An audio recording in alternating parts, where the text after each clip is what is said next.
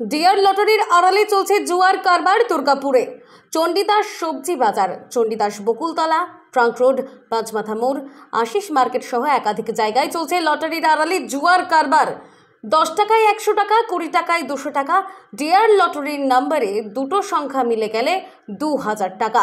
এই জুয়ার নাম 60টা। দেখে বোঝার উপায় নেই, সামনে টেবিলে সাজানো ডিয়ার লটারির টিকিট আর টেবিলের নিচে সাদা কাগজে নাম আর সংখ্যা লেখা হয়।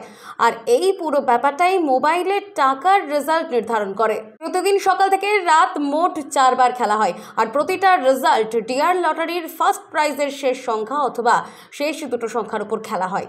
একটা সংখ্যা লাগলে 10 টাকায় 100 টাকা অথবা দুটো সংখ্যা লাগলে 2000 টাকা।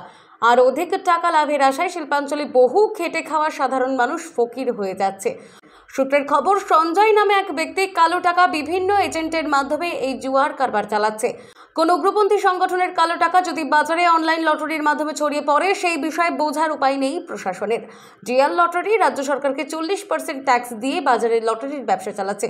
আর এই সাট্টা বা জুয়ার ব্যাপকভাবে ভাইরাসের মতো ছড়িয়ে যাওয়ার ফলে ডিয়ার লটারির টিকিট বিক্রি কমেছে, আর তার ফলে সরকারের রাজস্বর আয় কমছে।